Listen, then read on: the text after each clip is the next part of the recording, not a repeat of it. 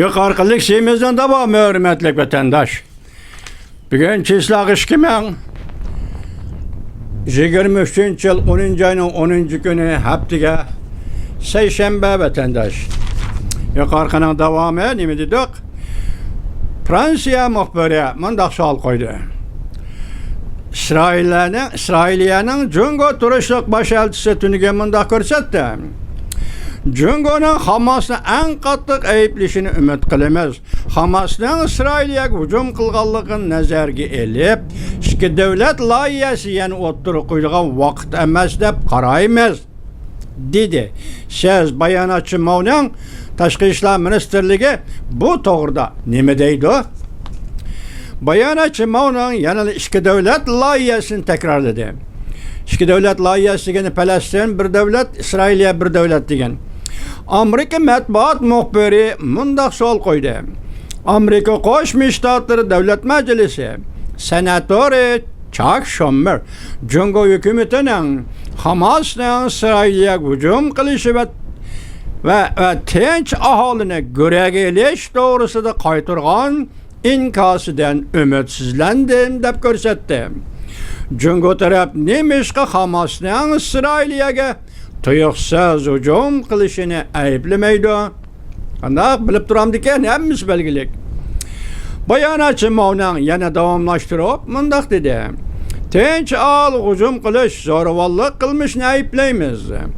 Lekin bayonotchi Mavning Hamas degan ismni yanala eg'iz qolmadi. Qaraganda Hamas degan ism Jungo Kompartiyasi yuqori qatlamining ko'rsatmasida eg'izga elish cheklangan ism.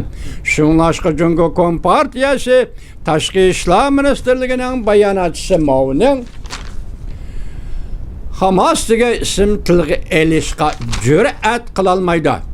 Rossiya Ukrayna urushi portlagandan keyin Jungo Kompartiyasi Rossiya Ukraynaga tajovuz qildi deb ayblamadi. Endi bugun Jungo Kompartiyasi o'xshashla Hamasni İsrailiyaga hujum qildi deb ayblamadi. Hatto Hamas degan ismni eg'izga elishga jur'at qila olmadi. Sababning nima ekanligi aydin bo'ldimi? Irondan keyin Xitoy Hamasni qo'llagan degan gapning sababi oshkor bo'ldimi? Muxbirlarga javob berish maydoni ekan Jungo Tashqi ishlar ministrligining juma. O'ti sharqda tuyuqsiz jiddiylik o'tirg'i chiqdi.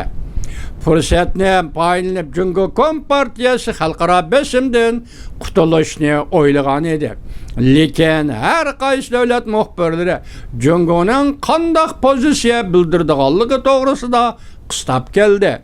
Jungo Kompartiyasi yanala besimning ostida qoldi.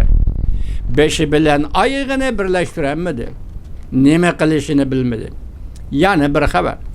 Hamas qo'rqdi. Suhbatlashayli, urushni to'xtatayli dedi.